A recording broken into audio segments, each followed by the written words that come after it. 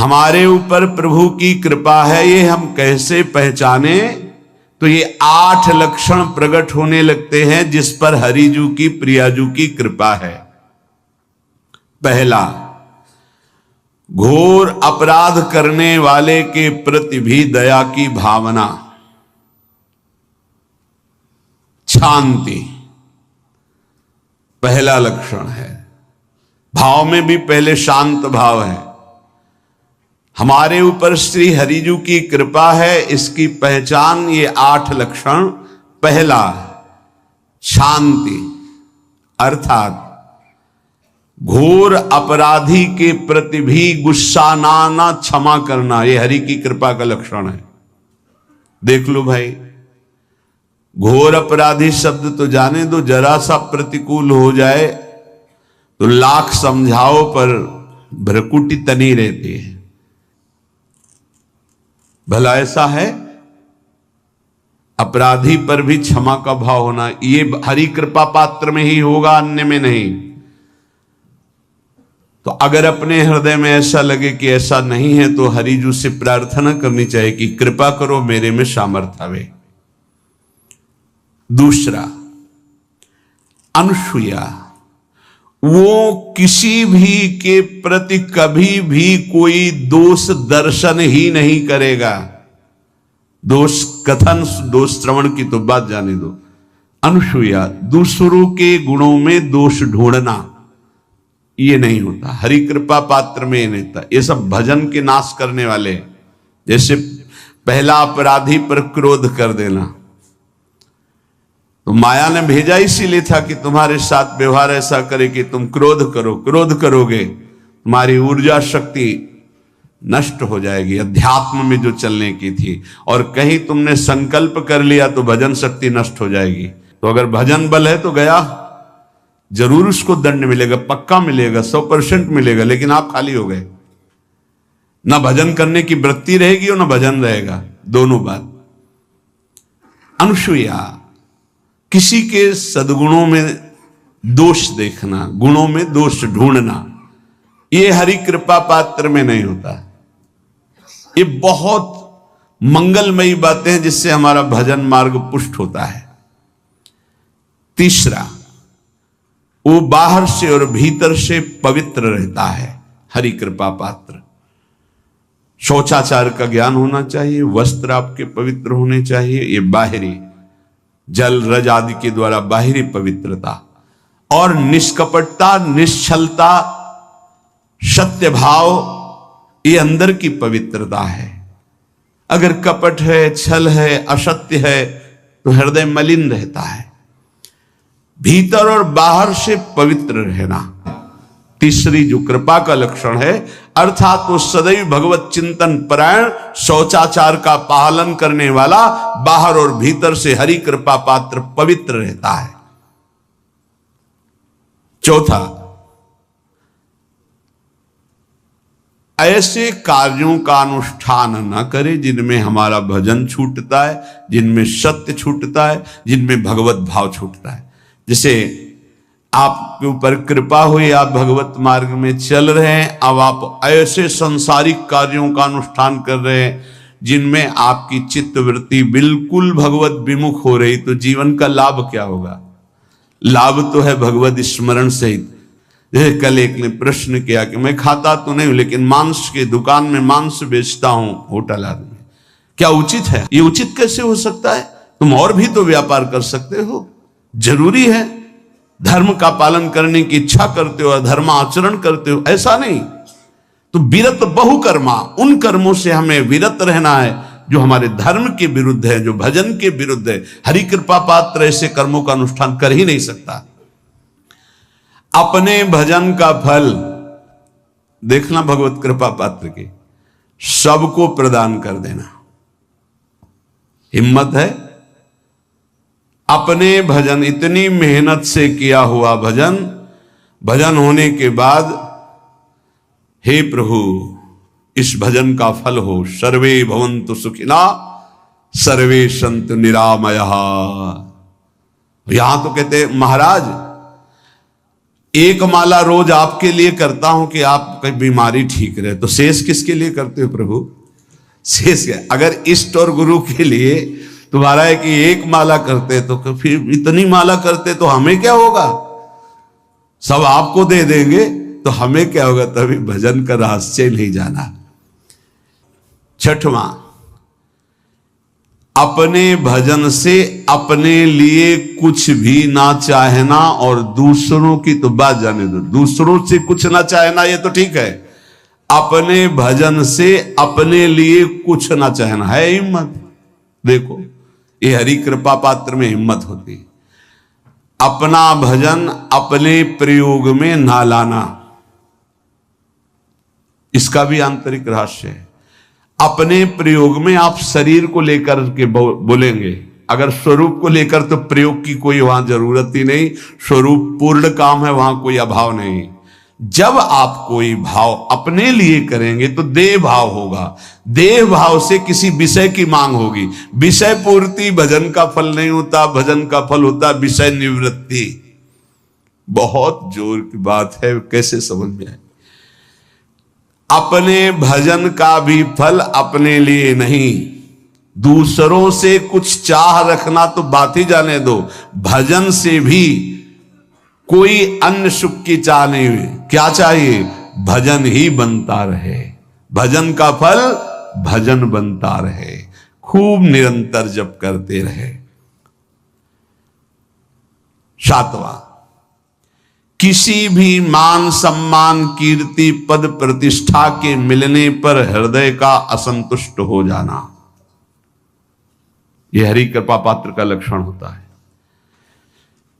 प्रणाम नमस्कार जय हो तो हृदय में असंतुष्ट हो जाना चाहिए, कोई किंचन मात्र अभिमान न उदय हो जाए। प्रभु बचाओ, ये माया की चकाचौंध से बचा लो नाथ। कौन सा अपराध बन गया कि आपकी जय की जगह यहां हमको ऐसा सुनना पड़े। मान प्रतिष्ठा कीर्ति जिसके लिए बड़े बड़े लालायित रहते, हरि कृपा पात्र को विष की तरह चुभती है। और आठवां, किसी भी प्राणी समुदाय से संबंध ना रखते हुए सब पर दया की भावना, सब पर कृपा की भावना, सब पर करुणा मैत्री पर किसी से ममता नहीं। ये सूत्र बहुत व्यवहार में प्रयोग करने योग्य है। सबसे करुणा और मैत्री पर किसी से ममता नहीं। करुणा तो करी भरत जी ने, मैत्री भी की मृग से, पर ममता रहित नहीं रहे। ममता कर ली तो अगला जन्म हिरण का हो गया। प्राणी मात्र पर दया कृपा करुणा मैत्री पर ममता नहीं, ममता किसी से। और यहां करुणा मैत्री ये तो गायब हो गई, केवल ममता रह गई है। अपने शरीर से ममता, शरीर संबंधियों से ममता, विषय भोगों से ममता, यही जहर है। संबंध में ये ममता ही जहर है, विचारों में अहंकार जहर है, कर्मों में ये आसक्ति जहर है। संतों के कहा जाता है चरण स्पर्श से ज्यादा पावर मिलता है। अगर चरण स्पर्श न करावे तो उनकी चरण रज ले ले, नहीं कोरी भावुकता नहीं। संतों के शरीर से भागवतिक परमाणु निकलते हैं, क्योंकि हर समय भजन में रहते हैं। तो हाथों की अंगुलियों के पूर्वों में आगे, और चरण तलवे में, और चरण के अंगूठे अंगुलियों में, यहां से विशेष ऊर्जा शक्ति निकलती है उनकी भजन की। इसीलिए विद्युत परमाणु जैसा काम करती चरण रज, बिजली जैसा काम, क्योंकि तलवे में और चरण के अंगूठे में वो स्पर्श हुई चरण रज विशेष। पैर छूने से लाखों गुना लाभ चरण रज से मिलेगा। उनकी चरण का चिन्ह बना, चल रहे हैं आगे, कहीं ऐसा सौभाग्य हो कि पानी है मजा के गए, चरणामृत सीधे मिल रहा है। चरणामृत अपने तो बहुत सौभाग्य कई बार ऐसे मिले, पैर के अंगूठे में सबसे ज्यादा परमाणु होते हैं संतों के। अतः जहां जहां संतों के चरण स्पर्श होते हैं वहां वहां की रज पूरे शरीर के विद्युत को उस रज में, उनके शरीर में जो ऊर्जा शक्ति भजन की वो उस रज में, इसलिए उस रज का। और यहां वृंदावन की रज तो महारानी जी की चरण रज है। सद्यो वसीकरण चूर्ण मनंत शक्तिम तम राधिका चरण रेणु मनुष्मरामी। रोज चरण वंदना वृंदावन की करके और रज लगावे, बहुत लाभ प्राप्त होगा। जो रोज रज का सेवन करता है उसके अंदर भागवतिक परमाणुओं का समावेश हो जाता है। 10,000 वर्ष एक पैर के अंगूठे के बल खड़े होकर दोनों हाथ उठा के, जो हम लोग 1 मिनट नहीं कर सकते, पैर के अंगूठे के बल खड़े होके दोनों हाथ उठा 1 मिनट नहीं कर सकते, वो 10,000 वर्ष मंत्र जपते हुए तब कहीं करदम जी को भगवान का दर्शन हुआ था। यहां 10,000 वर्ष है ही नहीं जिंदगी में, 70-80 वर्ष के खेल है हमारा।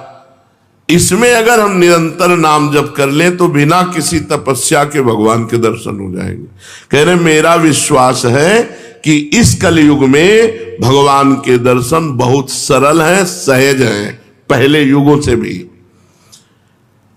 अन्य युगों के महापुरुष चाहते हैं कि कलयुग में मेरा जन्म हो जाए, थोड़े प्रयास से भगवान के दर्शन, रात दिन नाम, थोड़ा प्रयास, अब 10,000 वर्ष वाला प्रयास, और 80 साल के हैं, 80 में 20-30 वर्ष तो सोने के रख लो, क्योंकि अधिकतर बाल्यावस्था ऐसी चली गई।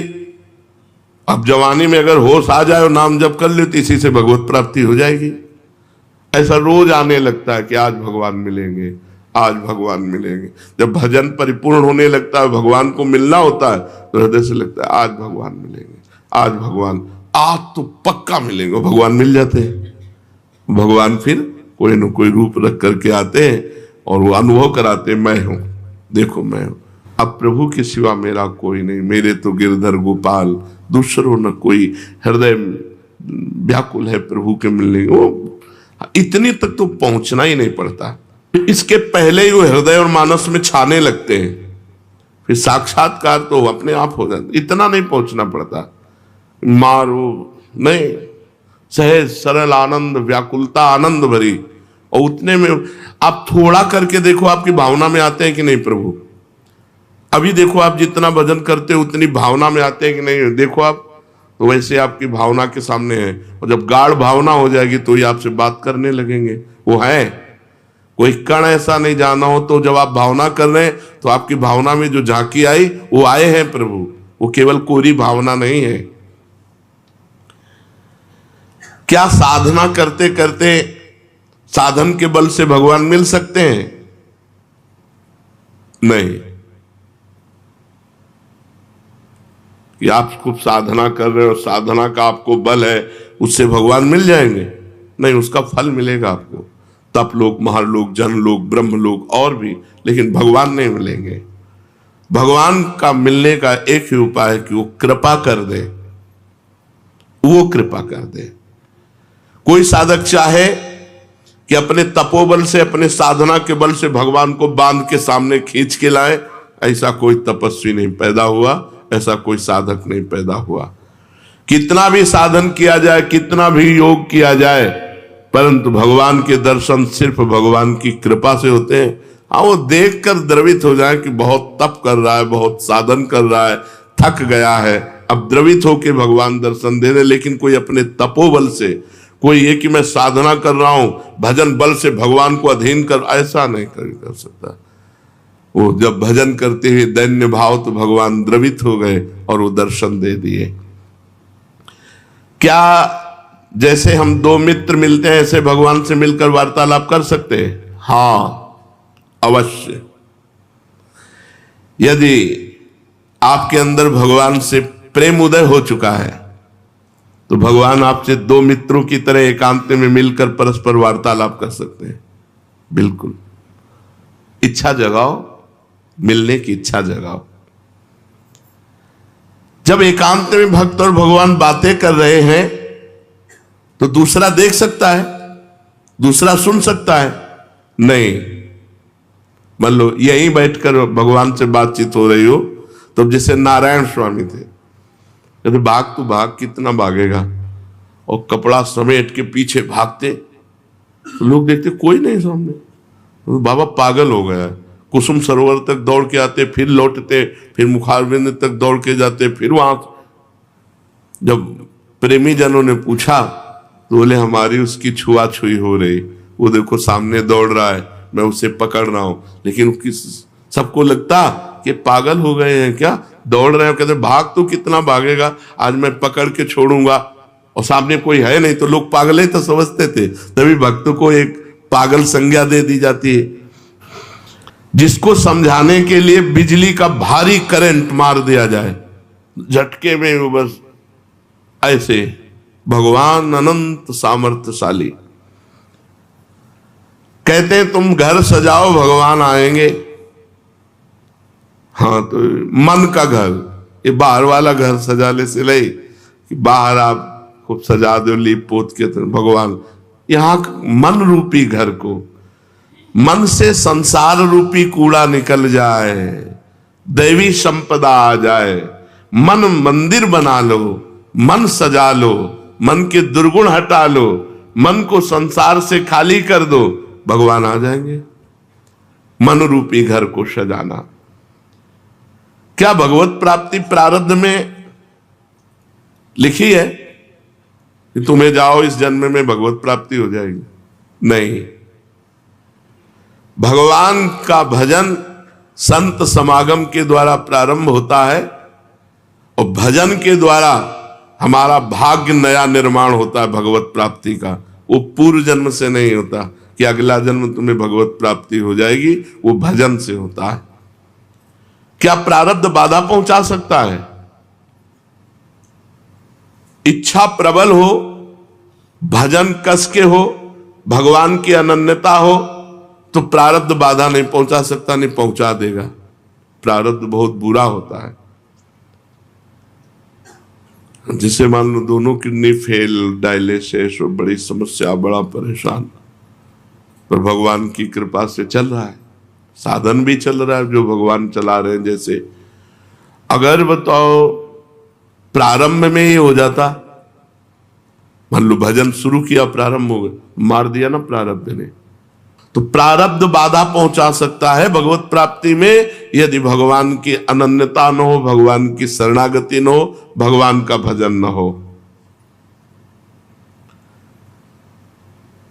भगवान की अप्राप्ति के संताप का क्या स्वरूप है? जिया ना जाए। भगवान के अमिलन में, भगवान के बिछोह में एक एक निमेष युग के समान लगने लगे, ऐसा नहीं लगता। ये परम धाम क्या है? वैकुंठ लोक, गोलोक, साकेत, कैलाश, ये परम धाम है। एक है या अलग है? एक ही है, पर भावना के अनुसार अलग वैभव प्रकाशित हो जाएगा। धाम नित्य चिदानंद एक है। आपने भगवान शिव की उपासना की तो आपको पूरा कैलाश रूप में भगवान शिव परिकर सहित अनुभव कराएगा। राम जी की उपासना की तो वही धाम साकेत बनकर अनुभव कराएगा। श्याम जी की उपासना की वही धाम गोलोक बनकर अनुभव कराएगा। धाम एक है, वो चिदानंदमय है, तो भक्त जैसी भावना करता है वैसा अनुभव कराता है।